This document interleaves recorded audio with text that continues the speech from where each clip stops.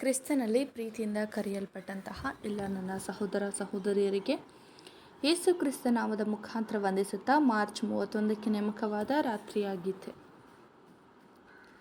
ಯಾಕೆಂದರೆ ದೇವರ ವಾಕ್ಯವು ಸಜೀವವಾದದ್ದು, ಶಕ್ತಿಯುಳ್ಳದ್ದು, ಯಾವ ಇಬ್ಬಾಯಿ ಕತ್ತಿಯಿಂದಲೂ ಹದವಾದದ್ದು ಆಗಿದೆ. ಇಬ್ರಿಯರಿಗೆ 4ನೇ ಅಧ್ಯಾಯ 12ನೇ ವಚನ. ಪ್ರತಿಯೊಂದು ಸಂದರ್ಭದಲ್ಲೂ ದೇವರ ವಾಕ್ಯವು ಅಡಚಣೆ ಮತ್ತು ಗದ್ದಲವನ್ನುಂಟು ಮಾಡುತ್ತಿದೆ. ಅದು ಹಳೆಯ ಒಡಂಬಡಿಕೆಯ ಪ್ರವಾದಿಗಳ ಮೂಲಕವಾಗಿರಬಹುದು ಅಥವಾ ಈ ಯುಗದ ಅಪೊಸ್ತಲರು ಮತ್ತು ಸುಧಾರಕರ ಮೂಲಕವಾಗಿರಬಹುದು.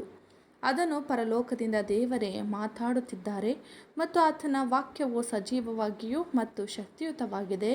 ಯಾವುದೇ ಮಾನವ ಸಂದೇಶವನ್ನು ಮೀರಿ ಹುಡುಕುವಂಥದ್ದಾಗಿದೆ.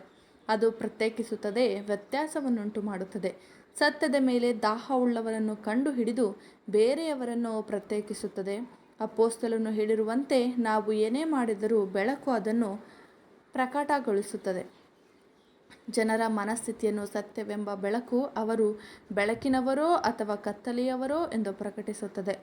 ನಮ್ಮ ಅಪೂರ್ಣ ನ್ಯಾಯ ತೀರ್ಪಿನಲ್ಲಿ ನಿಜವಾಗಿಯೂ ಬೆಳಕಿನವರಲ್ಲದವರನ್ನು ಬೆಳಕಿನ ಮಕ್ಕಳೆಂದು, ಕೆಲವರನ್ನು ಅವರು ಸರಿಯಾದ ಹೃದಯವುಳ್ಳವರಾಗಿದ್ದರೂ ಸಹ ಕತ್ತಲೆಯ ಮಕ್ಕಳೆಂದು ಅಂದುಕೊಳ್ಳುವುದಕ್ಕೆ ಸಾಧ್ಯತೆ ಇದೆ. ಕರ್ತನು ತನ್ನವರನ್ನು ಅರಿತಿದ್ದಾನೆ. ಯಾರು ಯಾರು ಆತನ ಕಡೆ ಇದ್ದಾರೆ ಮತ್ತು ಯಾರು ಯಾರು ಕತ್ತಲೆಯ ಕಡೆ ಇದ್ದಾರೆಂದು ಆತನು ಪ್ರಕಟಪಡಿಸುತ್ತಾನೆ.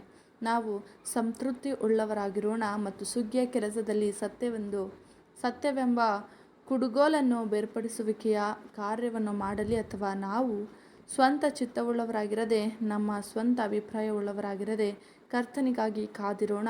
ದೈವಿಕ ಜ್ಞಾನ ಮತ್ತು ಪ್ರೀತಿಯೊಂದಿಗೆ ಬೇರ್ಪಡಿಸುವಿಕೆಗಾಗಿ ತಾಳ್ಮೆಯಿಂದ ಕಾದಿರೋಣ. ಕೊನೆಯಲ್ಲಿ ಆತನ ಯೋಜನೆಯು ಅತ್ಯುತ್ತಮವಾಗಿರುತ್ತದೆ ಎಂದು ನಮಗೆ ಗೊತ್ತಿದೆ ಎಂಬುದೇ. ಆಮೆನ್.